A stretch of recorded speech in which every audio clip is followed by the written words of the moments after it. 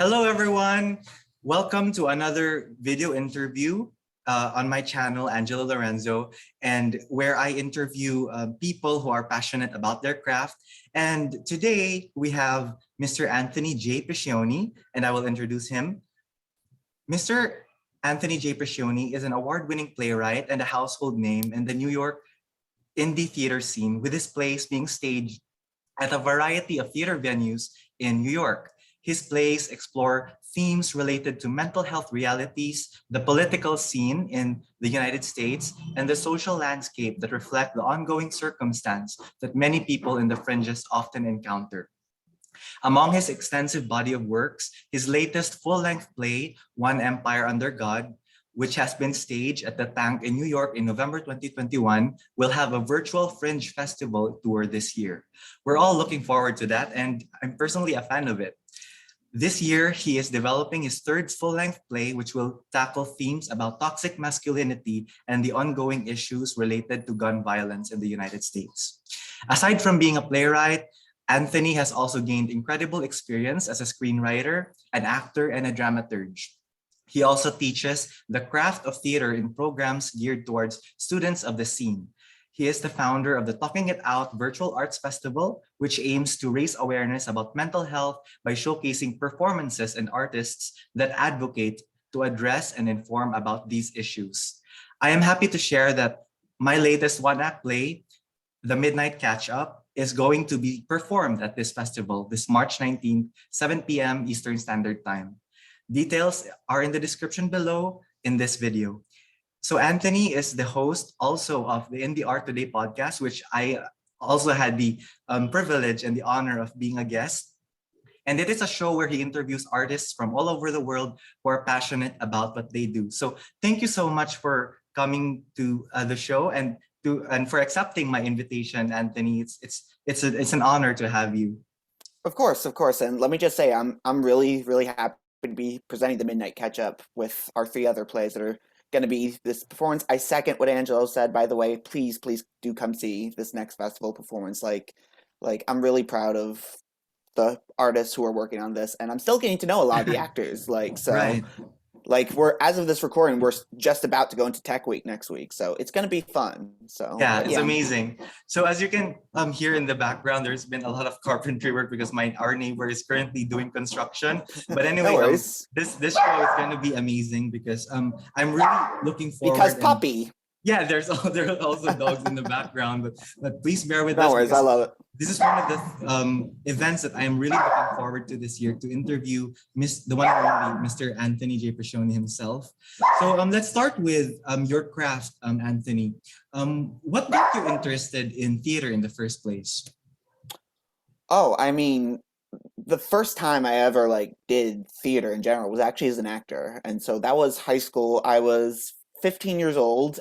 This was 2008, and I was like an emo / pseudo goth kid. Like I listened to My Chemical Romance and Avenged Sevenfold and 3 Days Grace. It was a dark time in my life. If you look back at my first full-length play, and there are hints of it at one of my short plays, and now obviously I've carried it over into the festival. Obviously, I went through some very dark times of my own. I have an anxiety disorder. I am on the autism spectrum disorder. I have a mood disorder not otherwise specified, which, is, the most frustrating one because it's the most vague. But point being, I've been through quite a bit already, and then went on to go through quite a bit more. But I remember I auditioned for my school's drama club, sophomore year of high school. And, it didn't really occur to me that I was destined to go into live theater. And this was despite the fact that my grandmother was a director of stage in upstate New York for years, decades, and still is hoping to go back now that COVID is hopefully starting to die down in the near future, is my understanding. But, for me, it wasn't really until I was 15 when I auditioned and I got in because, other students were lazy and didn't show up, and I actually got more roles because of that, if I'm being honest. Kind of probably should thank my drama teacher for that. I don't know if she'll ever hear this, but for getting me that role. But point being, long story short, like December 2008, my first onstage performance. Remember the thrill of like being like the super introverted kid at the time, and I would just become someone else in the process. And so, from there, I like take acting lessons outside of school. It was at a company called Hartford Children's Theater, which sadly is not around anymore. Um, I go on to college at Eastern Connecticut State University, which is where I majored in theater with minors in writing and film studies. And that's really where I took like playwriting classes and script writing classes in general there. And, you like, because I dabbled like in writing before, like not just plays, but like with short stories, with even fan fiction. I always joke like the first thing I remember writing was like really bad Star Wars fan fiction. I don't know if that's true or not, but I usually just go with that story because it's the first thing I remember. But like, and so in terms of the script writing classes, like I was like, because like I enjoyed acting, but I didn't feel like that was my calling by that point. Like I know it sounds weird to say, but like like because I was already thinking of like tech positions. I was even briefly thinking of being like a straight up director. Like I occasionally direct like Zoom plays every now and then, like, and I will be this July again. Um, but mainly I consider myself a storyteller. Like the real reason I loved acting is I love the idea of becoming a character and telling their story. And there are so many stories that need to be told. Like you're a journalist, so you know this as much as I do, I think. Like, there's a lot of important things going on. Like, yes, here in my home country of the United States, and so because I tend to write from my own perspective, because I'd rather leave the other perspectives to other writers. Like, I feel like that's the best way. But so like, and I try and address issues though that they might be specific to the U.S. in many cases, but I think a lot of them, like I'd like to think have a lot of universal sentiment. And one of the nice things about not just Zoom theater but live streaming shows, like you mentioned, the virtual tour we're doing, like, is that it can reach all sorts of different audiences. And so I know it's a very long answer to your question, but in terms of how I got into live theater, like it goes all the way back to like almost 14 years ago, like when I was a teenager. Like I'm 29 now, and I've just kept doing it, and it's been an evolving process ever since. I like to think I get better with each theatrical production I work on in any capacity, but it's given me purpose in life, and I've been through some really dark shit in my life, and so I feel like this has almost been an escape just as much as this me trying to make sense of the real world, if that makes any sense. Yeah, that it's amazing what you've been through to personally like hone your craft and to get to where you are now, because I believe that as writers we all have to go through certain experiences in life, or maybe we have been inspired by certain experiences in life to be able to be inspired to create and to pursue our passion. And it's amazing how Absolutely. you started with local theater and how you like responded to the invitation of the people who believed in you, because I believe that for us creative people we always cling to those validations from, well, this is based on my personal experience.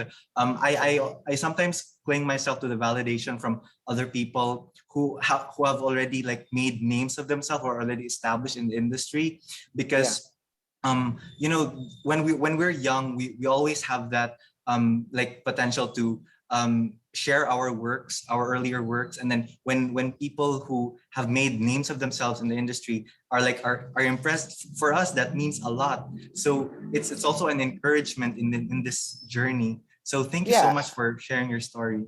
yeah, absolutely. And look, like I will say, like I've had people who have validated me in my life. Like I'm very grateful to have a very loving and supportive family, for instance. Personally, I know Mhm. not everyone has that, but I've been grateful for that. I've had two writing mentors like in college, Matt Gallagher and Edmund Chabot, who like I owe Wow. a lot to. Mhm. But like I will be honest though, like when I was younger, like in college, I mean, like I Mhm. did spend a lot of time seeking validation from certain people. And, I won't name names, but I do feel like because of my condition, because I was, an anxious, introverted kid at the time, I kind of felt like I had to fight to be taken seriously as an artist early on.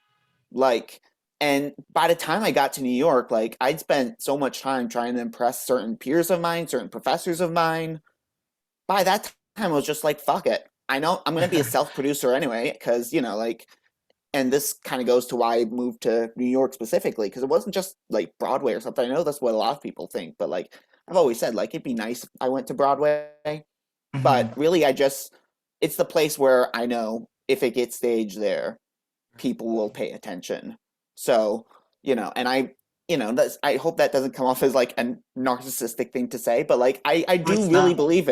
I Mhm. really do believe in the message of what I'm trying to do with my Right. work. And Mhm. I kind of just learned along the way, like, you shouldn't be spending too much time seeking validation. Like, obviously, Right. certain people, Definitely. like, if you have a target audience, when Mhm. you're a writer or producer, obviously you should value their opinions and like maybe Right. take feedback into consideration, like as every writer should. Mhm.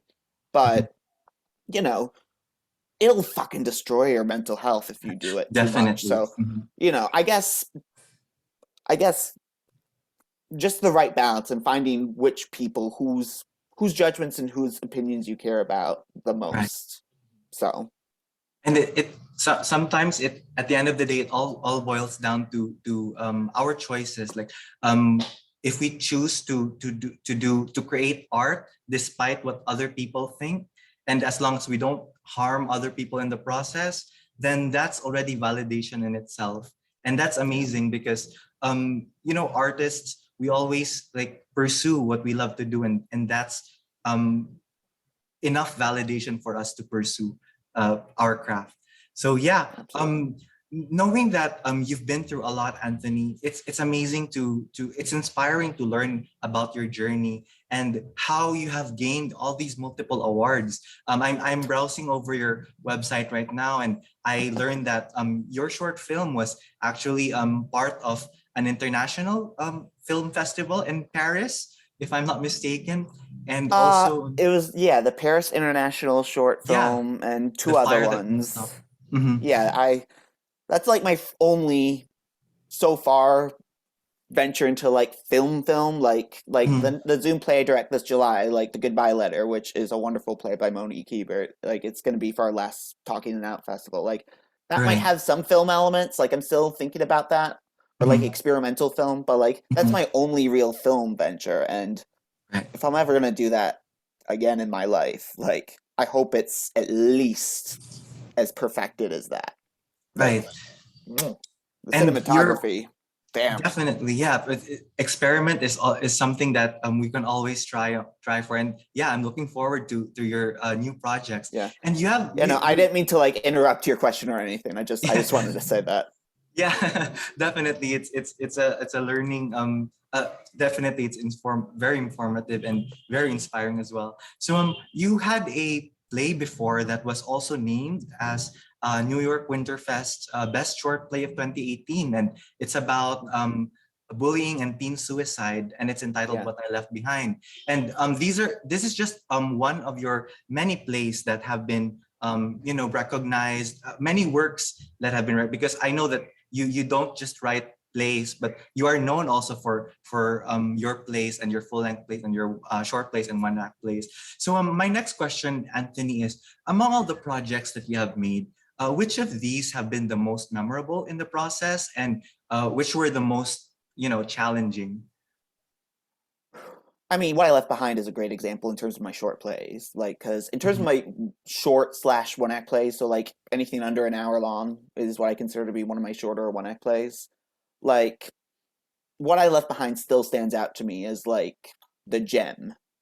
Like, it's the one, or at least it's the one I'm most proud of because I look back on that and I think with that play that was the first I had done something with that play that I hadn't done before, and that was explore a topic that I was very passionate about, that I had personal experience with, in the sense that when I was a junior year, I did attempt to commit suicide, and I have had on again, off again suicidal thoughts up until the older period in my life. Like I still get depressed, but like, not like that anymore. I'm grateful to say. But and so, it was a very raw thing, and in terms of the production, like all the artists did well. Like that was actually when I met Andreas Guijardo Bastillo, who went on to direct One Empire Under God later on. So so it's also a special experience for that reason. And my two full-length plays, like you can see the posters for them both in my background. Like me being the shameless self-promoter that I am. Like therapy session with myself was, I will say this, like I look back on therapy session with myself. So that was my first full-length play in New York, and it was the most challenging because like I'd raised over $1,000 or so in like grassroots funds, and I did it after our Winterfest production at the Crane Theater on a month-to-month basis. So it was rewarding in the sense that like, and keep in mind this was before live streaming plays, so I felt that that was the way at the time to like get that work seen in front of as many people as possible. Now live streaming's made it that I don't need to do that anymore. Like I can still reach a global audience if I want, like to whoever wants to watch.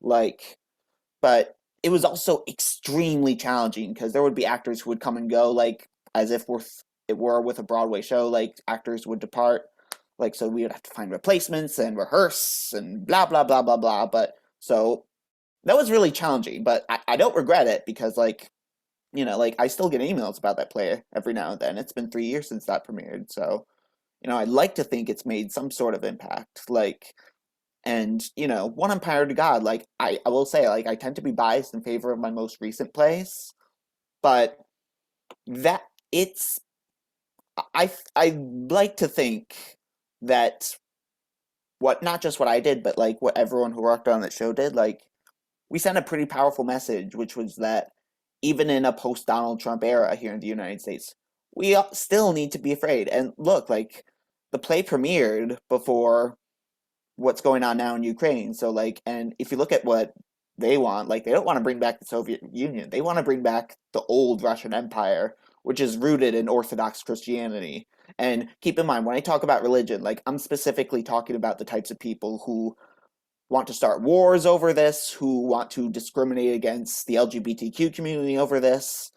Like, that's what I'm talking about. And so I feel like if you just swap out America or the United States, excuse me, with Russia, not that different from what a Damien or Darren Cunningham, like those are the characters in my play, by the way, for anyone who doesn't know.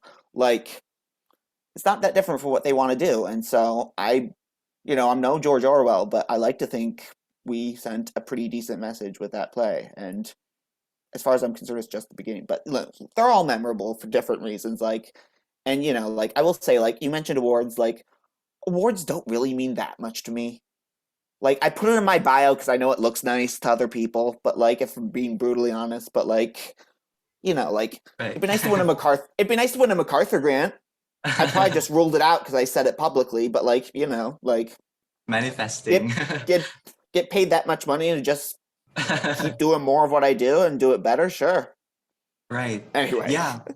I'm with you when it comes to like the awards don't matter thing, because I know that they are there to recognize artists, but at the end of the day what encourages us is really our drive to create art and to finish definitely. our work and to get our work out there. So Anthony, thank you so much for writing those plays and for uh, mirroring them from reality, because I know these days that's the purpose of art. It is to awaken people, to make people aware of what's happening around us.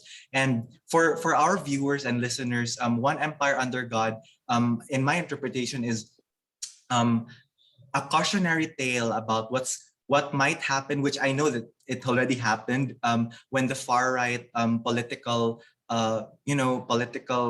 ideology dominates the government of a certain country, and when they don't have limits to pursue their mission in evangelizing. Forgive me for the lack of a better term, but No, it's good. evangelizing people who don't believe in what they believe in, and that's kind of tyrannical, because we can't really impose our beliefs on other people, because people always have that right to choose what to believe in, and it is not for us or for the government to Exactly. dictate whatever we believe in. So whatever And happens, if that happens in the States, it also happens here in the Philippines as well. But and that's a universal reality. and look, like this has been going on for this has been part of a trend that I've noticed because like, like my mom when I was looking at college, she there was a time like, hope she doesn't mind me saying this publicly, but I think she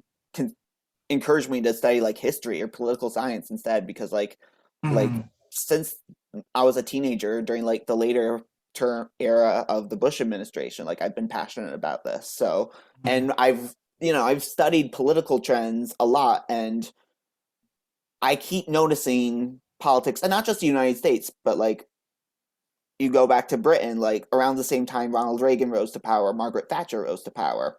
More recently, you have examples like Trump, you have Brexit, Bolsonaro, Duterte, as you know, The like Duterte. who, Mhm. yeah, they're all have their own authoritarian ideas. And, Mhm. look, like Donald Trump was and is an awful human being. He showed us just how awful he was, like at multiple times throughout his life.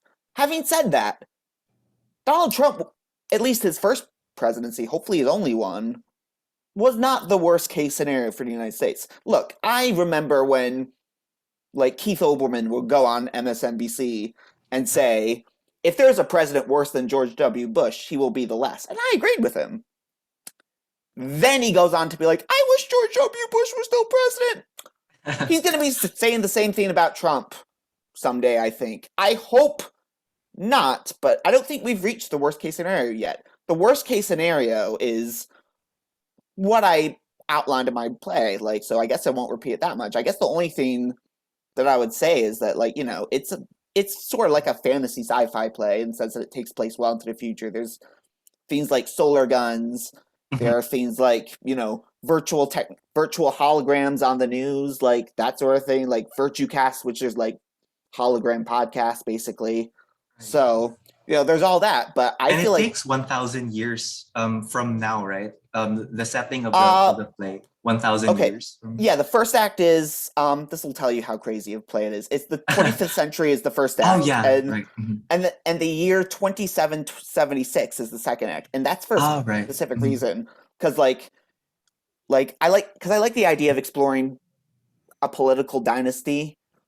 So, the idea of having a dynasty as opposed to one president was very appealing to me. So, 25th century, couple hundred years to remove it a bit from our current time period, like for the first act, and then a massive time jump into 2776. And the reason I picked that year is because I like the idea of depicting the fall, so to speak, of what the United States has gradually become in Right. this timeline Mhm. exactly 1,000 years later on Christmas Day.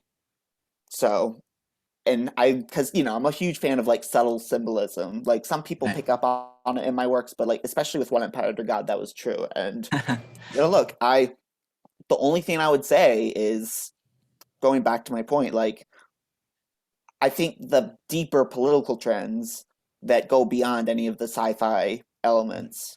That's happening at a much quicker pace than even I could have anticipated. Right. January 6th, I gotta say, and now this Ukraine invasion too, like if in terms of a global scale, like Mhm.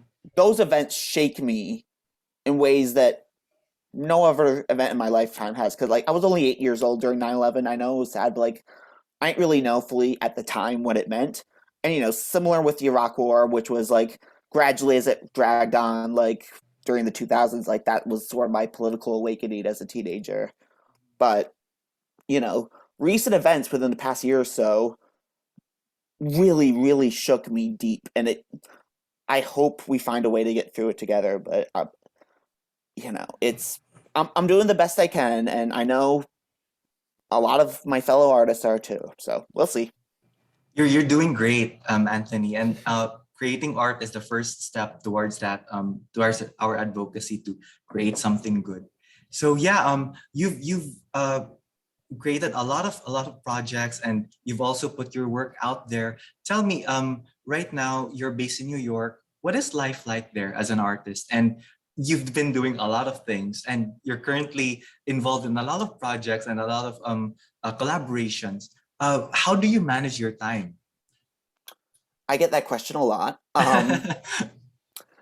I'll say this, like I'm kind of privileged in the sense that like, because like when I don't do my independent productions, like I work as a freelance writer, like so the nice thing about that is I kind of have a bit of flexibility in terms of my schedule. So like during the winter, for example, I can work from home as much as I want to. So, I'm able to manage my own time. It's not like I have like a 9 to 5 job and I have to negotiate around that. So I'm very privileged in that sense. There are other ways, obviously, in which I'm privileged, I will admit. But, like so in terms of time management, that's really the best answer. Like really what surprises me though is the organizational aspect of what I do. Cause like I don't consider myself, if you can't see it now, but my bedroom right now is messy as fuck. I will not show you that or your viewers that, but it is. I don't know how I do it, what I do as a producer, but you know. So, and as far as life in New York, like, I mean, excuse me. It's look, I will say this, it's not as glamorous as people say it is. Like, it's not. Having said that, it's kind of like college in the sense that it is what you make of it. It is what you make of it. Like, it's gritty, not as gritty as Yeah. it was in the 70s or 80s, but like, there are definitely some rough edges. Like if you go to like the Lower East Side, for example, there's all sorts of different people there in a fun way. But like you go to like I don't know, like walking through parks at night, like I I'm a guy, so I don't have this, but like I have heard stories of like women being afraid or like and obviously you see reports of like people of color like being killed, which is tragic.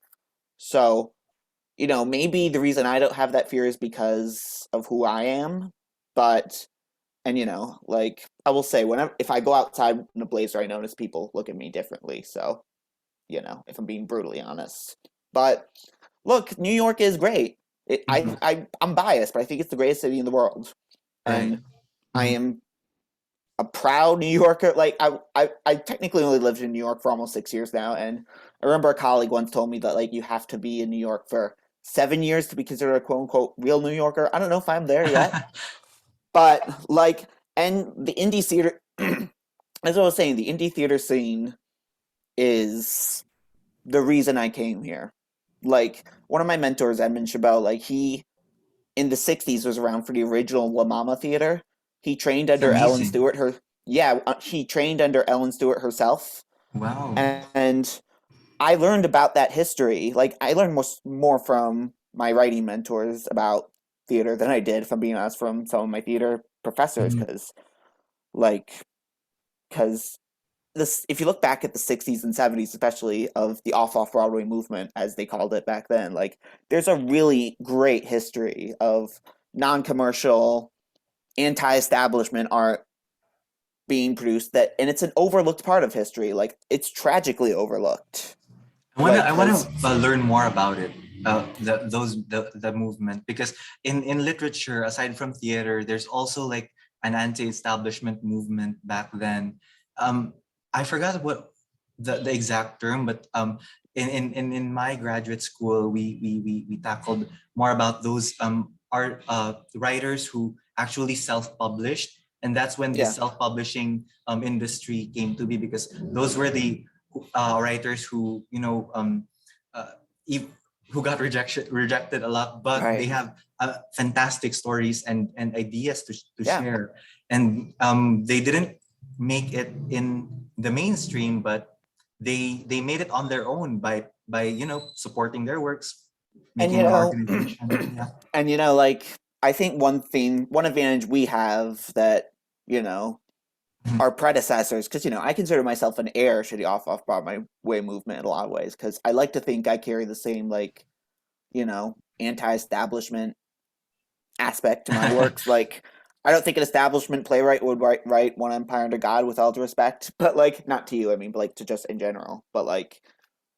so we should acknowledge what they do. Also try to improve on it. I'm kind of going off Right. on a tangent now, but like Yeah, yeah, it's okay. It's there's a great history there, and it inspires me to this day. And I think one advantage we have is that we are online now and we Right. can promote our projects with Instagram or TikTok, or some people are still on Facebook. So, what I like, like what I like about, and I'm we also sorry have live for cutting streaming. off. No, no, no worries. Like, I was just gonna say, like, with like live streaming now, like we can now watch shows from all over the world. Definitely. And that's the Imagine us being format. able to say that just a few years ago. Right. And I think the pandemic has also made us realize that things are possible online, and sometimes things can work better online. But um, well, the format that those on their online counterparts previously have probably won't get dissolved or won't lose anytime soon, because these days Broadway has reopened, and I'm sure that Yeah. some shows on the in the off Broadway scene has also recently opened, and Oh yeah. people still flock those Yeah, no, New venues. York theater. Oh yeah, New York theater is still back. Like, listen, like live theater's Yeah, been around for millenniums, millenniums. literally. Yeah, It's not going anywhere. it's It not ain't going going anywhere. anywhere. If it Definitely. ever goes ever anywhere, it'll because climate change wiped us all out. So, Yeah, but people like, always find no, solutions. yeah, I mean, listen, like movie theaters are also going through the same thing. Like comedy clubs Right. are going through the same thing. Mhm. Like concerts, Definitely. like the how much like still to this day, like there are Mhm. bands that are touring that have to keep rescheduling dates because of COVID. Right. So, that's still a thing. Mhm. And Right. like I get Social why, gatherings. and I get why like the whole digital aspect that's going on here. I get why that can be seen as a double-edged sword. I really do. But like, look, I think we're still getting audiences. Like Right. I remember opening night, like for One Empire to God, I was there. Like we had a pretty big crowd Wow. live, and we I also had wish a I could and we have also been had a there. big crowd on the yeah, and we also had a crowd on the live stream, and so it was really Amazing. humbling to Mhm. see, and it really was, and like because there was applause. Like I went back in the corner. Our director made a speech afterwards, but like I went in the corner because like I was so fucking anxious. And I was Yeah. probably more anxious than I ever had been in my life that night. But Mhm. it was still I still look back on it generally with fond memories. So Yeah, definitely. That's the good thing about producing shows. It's the memory that counts, the collaboration, and also the interaction and the learning experience that you and gain listen, from. I've met Yeah. like obviously online too, but in New York, just New York alone, like if there's anything besides just art in general, the art scene Mhm. in general, Right. I've loved getting to meet people from not just all over this country, but all over the world. Right. Like I'd say the majority of my friends are either immigrants to the Mhm. US or they live in another country to this day. So, Right. like, and Mhm. I've learned so much just from that. Like, I really have. And like just the collaboration and the fact that I'm sort of a do-it-yourself kind of guy as a writer and producer, like, And also a it's go-getter and a successful a one at that. go-getter. I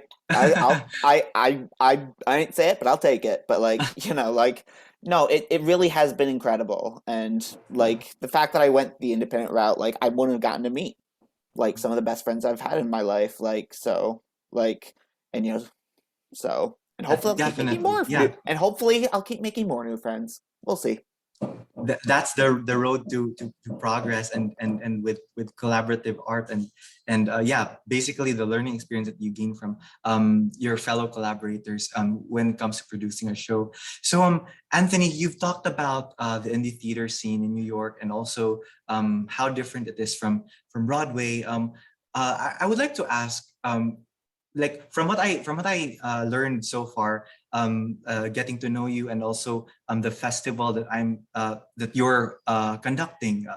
Talking It Out Festival, and also the Yep. projects that you've made, and they're all like basically inspired from the indie theater scene. And I realized that the indie theater scene is also very much inclusive. I haven't had any experience yet with Broadway, the mainstream industry yet, but from what I from what I experienced from collaborating with um, the director and the actors involved in the in the Talking It Out Festival, I realized that they're very inclusive, because I come from I am based in the Philippines, and even though I live overseas, there's also that opportunity to have my work seen and recognized in the US, where most of the mainstream movies and theater plays that we hear come from. So I would like to ask Anthony, what needs to be improved in the indie theater scene, and amidst all the like the progress that it has made in these years? It's a question that I think you could ask each independent artist and they will give you a different answer because just like before I'll get to my what I think personally that I think would help me, but like just to name like from my colleagues like that Yeah, because I think they need to be heard. Like, I've heard like stories of like female actors who go into auditions and are asked to take off their clothes for like a quote unquote scene. Like that still has happened in like the late that still happens 2010s for today. Mhm. yeah, and like, I've heard stories of like drama teachers like across the country who like use private acting lessons to like commit sexual assault on teenagers. Like that happens still. And like that there's also the endless stories you hear about casting and against that, primarily benefits white people. Like, I will be honest, like there are days where I think about if I was still neurodiverse, but I wasn't white, like would certain people, like none of the people I mentioned, but like would certain people not take me as seriously? Like I have thought about that. Like that's something I've thought about a lot more if I'm being honest ever since George Floyd because like, I've always been supportive of Black Lives Matter, but like after that I remember taking a look at the mirror and thinking like have I been doing enough as a producer? Like and so I've been trying to do better at that myself.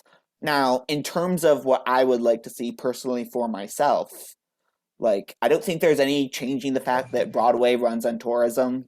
So, at least in the short term, but there'd have to be a radical cultural change, I think, for that to happen.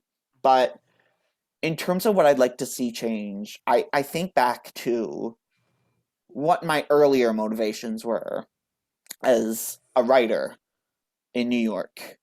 And that was to raise awareness for mental health broadly speaking and for against political corruption, but I also wanted to give a voice for other neurodiverse people because, I when I was growing up, Angelo, like it wasn't uncommon for my teenage peers to compare autism to being mentally retarded. Now, obviously we should treat all people with compassion, but look, I like to think I have at least the average human intelligence of human beings. So like, like I wouldn't presume to be smarter than anyone else, but like, I like to think I have at least average intelligence. So, and it goes back to what I was saying earlier. I felt like I had to fight to get to where I am today in a way.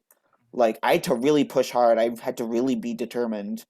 And, what I would like to see change is I want to see more people who are neurodiverse, who are successful in this industry, who are out there doing their own projects in this industry, at Right. least as good, if not better than me.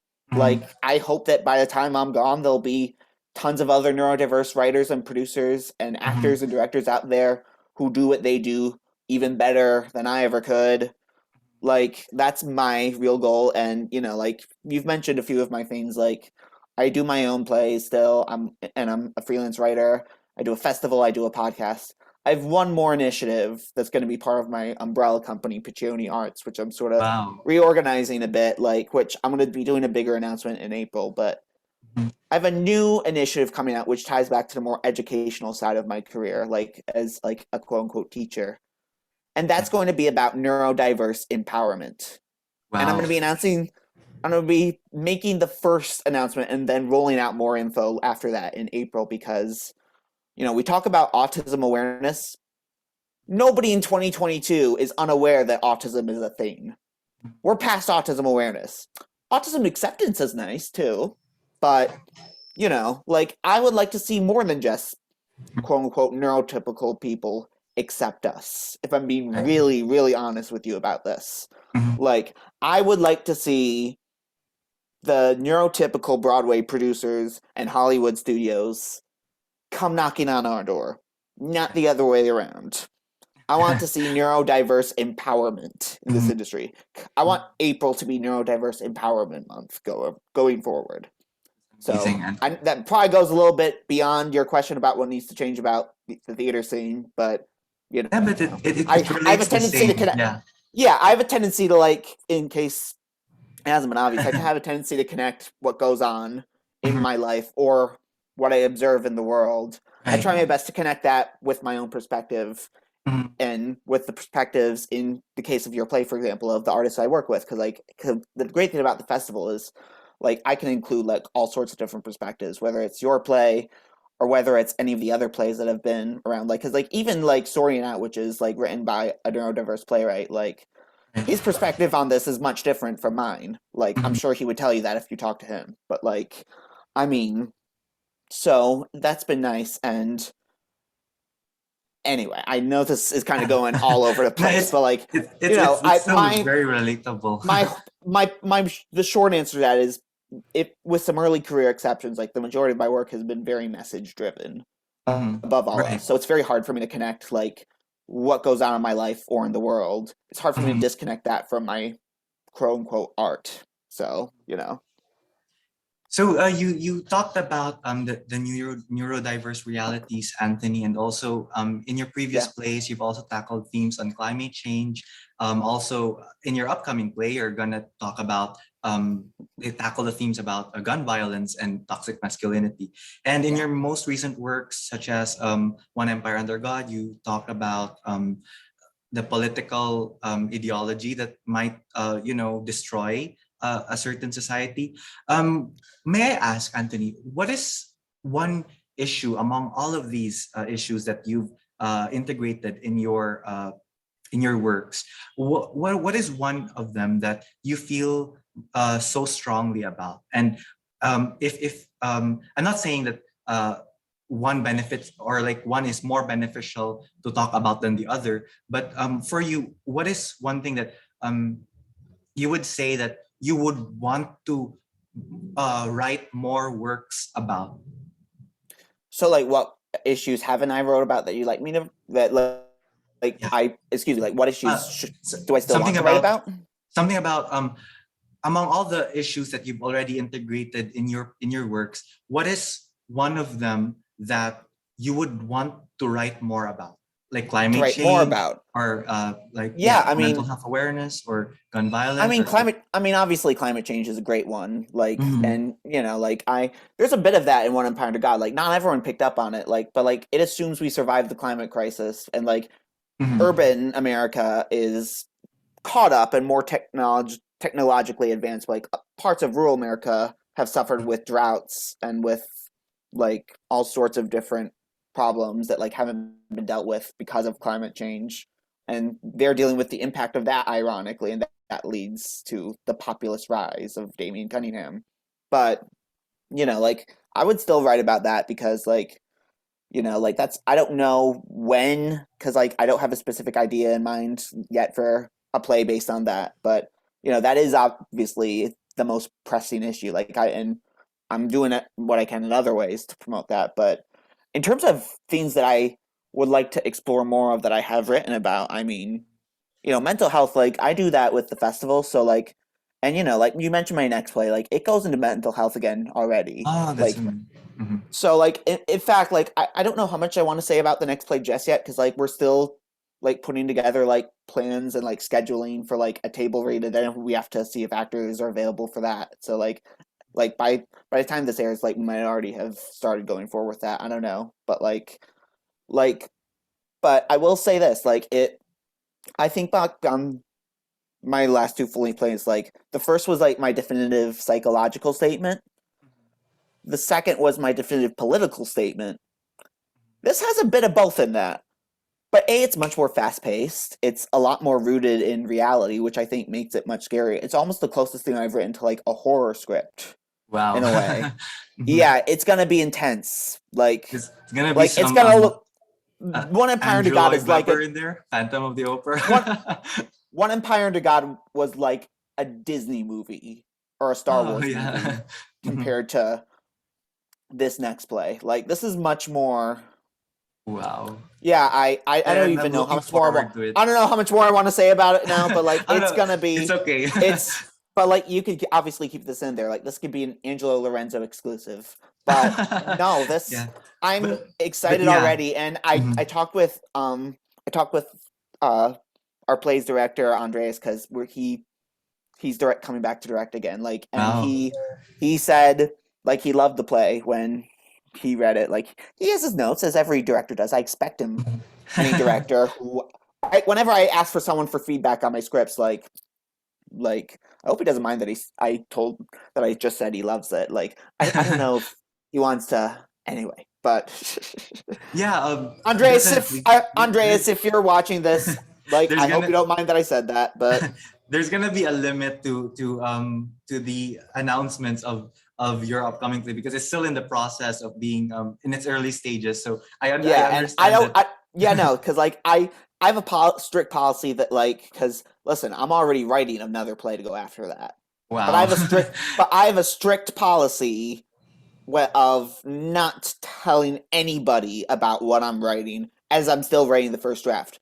Oh right. As I start editing and rewriting, I might reach out to a few people for feedback before the table read and then a stage read and then a production.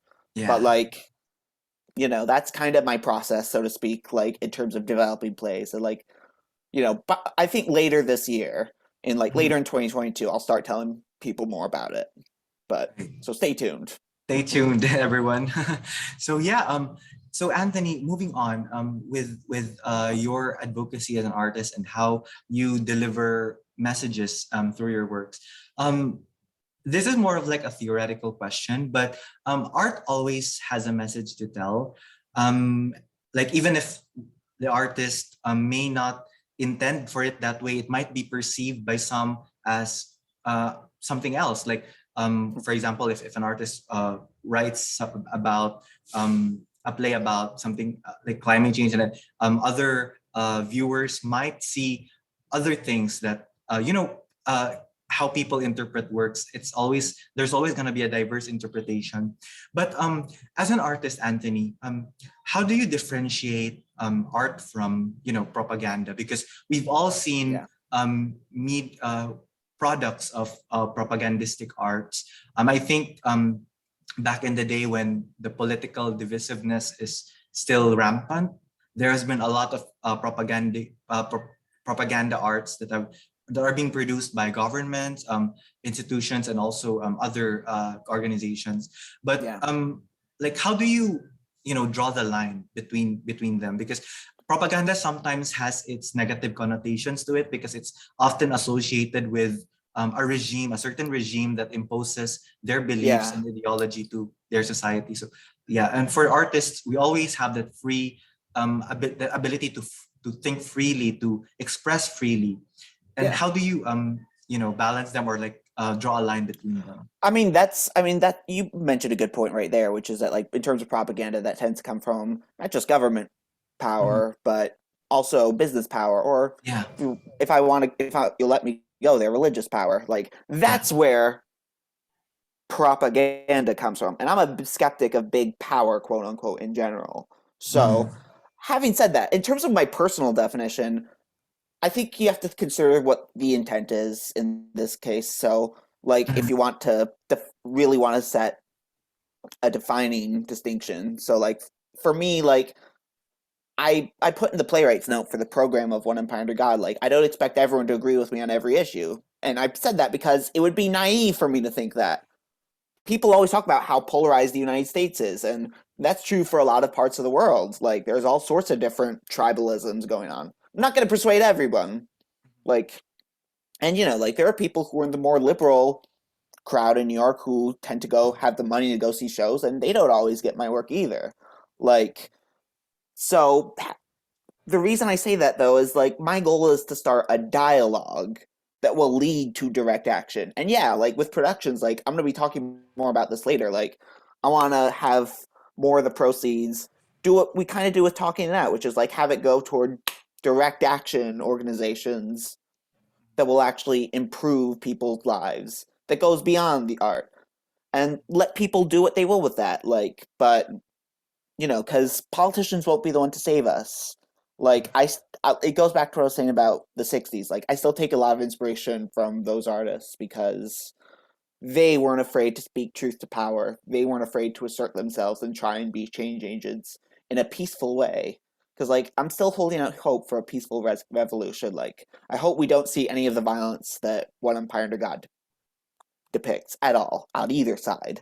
Like like but we have to take action to do something about it. And, if I'm being really honest, like, I personally don't believe this, but you could make the case that any sort of political theater could be defined as propaganda. Like, you could Right. argue that 1984 or the works of Bertolt Brecht, you could argue that more recently that, like, V for Vendetta, which is, like, my favorite graphic novel of all time, like, Alan Moore. that's yeah, I love Alan Moore. He's like Yeah. my aspiration like in life, like as I don't think I can really call myself this yet, but my aspiration is to be like the Alan Moore of live theater. Like what he was to graphic novels, I would love to be to live theater. But Mhm. that's my aspiration anyway. If but like you could make the case that those works are propaganda. I respectfully disagree, but look, I'll admit I have my own biases. Like I'm a pretty left-wing guy. Like, so Right. I've only gotten more left-wing as the rest of the United States, or at least half of it, has gone further and further down the rabbit hole of fascism. So, I feel like we need to take a stand, and I think art should play a role in sparking a dialogue, and I make Mhm. no apologies for saying that. Right. Yeah, definitely. I like what you say about taking action after being able to understand the message that Yeah. the piece of work delivers. And I think that's very relevant today because sometimes there are artists who create for the sake of creating, and then there are some artists who create for the sake of telling something, speaking about something. That's why we have award shows where people talk about their films and what it impacts in society. And I think that's just as relevant as creating a piece of art that tells something and to engage people to do something. And I think that talking it out has already done that with your under your like foundation of I hope like so. I hope yeah, it has. definitely under your leadership and stuff like that. So I'm really grateful to be part of it of the upcoming festival. So Yeah. my next question, Anthony, is let's talk about how you founded Talking It Out Festival. And I know that you relate issues about and related to mental health awareness and the realities involving them is very important to you and close to and personal to you. But I want to know the process behind it, the process of Yeah.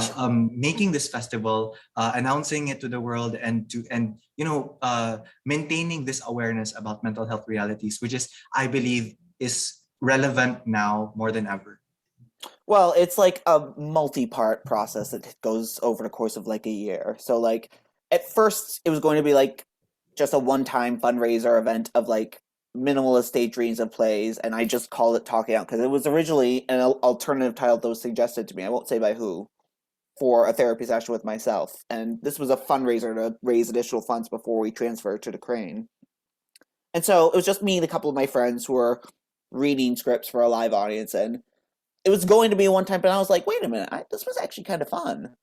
I think before that I had what it takes to produce like short plays written by other playwrights, but I actually had a lot of fun doing it, and it's more fun because like I can talk freely about how great plays like yours are without sounding like a dick because I didn't write them. So like, and so I continue with that. Like, so the first event, like just to go back, was like March 2019, right? Then later Sorry on, for cutting off, Anthony. The first event was live, right? Like personal, yes, within yes. this That within that the was same. at the music Wow. hall at the Dramatists Guild Foundation in New York City. Like, Okay. hopefully they're gonna reopen soon. Like, Oh, that's that and amazing. like that and the Mhm. fact that my publisher is currently still undergoing a transfer. Like, and I'm reorganizing my company. Like, this is like a transitionary phase of my Yeah. career. But like, Yeah. like to Do go go back on. Sorry to for cutting out. yeah, no, but like for the Talking It Out Festival, like the first live event was March 2019. So far it's our only one. Like maybe in a few years we'll go back to doing more live events, but we'll see. Like but we were going to do like I was in talks with a venue. I won't specify which one, but I was in talks with them to do like a live short play festival, and it was gonna just be like short plays like every 4 months. I had already put out a submissions call, being the idiot that I am, being too premature about it. And then COVID hits, March 2020, exactly a year after, a little less than a year, by a few days after when we had that event. And so here I am. Not only did I had to move the table read already for One Empire Under God to Zoom at that point, which is a whole separate thing, but I was also seeing like people not just reading plays, but also doing like incredible things with music and virtual backgrounds and like pre-recorded material that like I didn't even think was possible before 2020. It was fucking incredible to see. So I was like, wait a minute. I already have all these play submissions. Why don't I just take the best ones I like best, and you know, I'll get me and some of my friends, and it started out with that again. Like gradually, like we started putting out backstage ads and bringing in like new people and such. And we now have a film festival coming up in May. We have had a virtual open mic night. We had a panel with artists where we just talk about mental health awareness.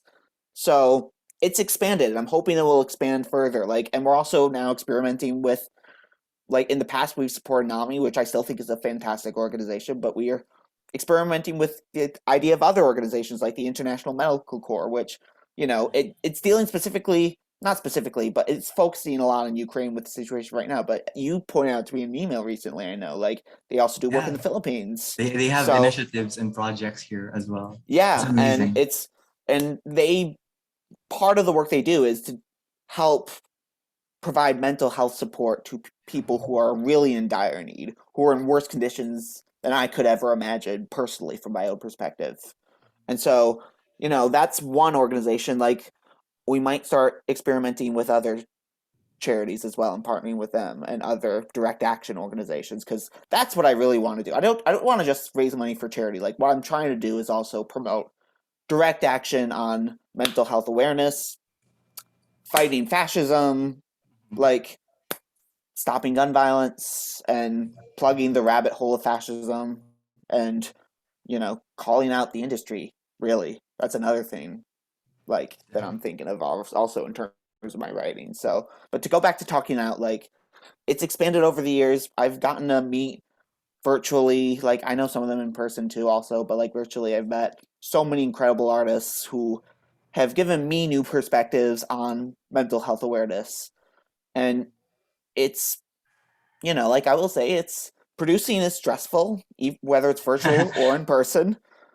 Like, but I'm kind of a workaholic in that sense, but like I just can't help myself. It really has given me purpose in life. I hope maybe the artists who are working on it, that they feel like they're part of something greater, because I like to think we're doing something that will help other people.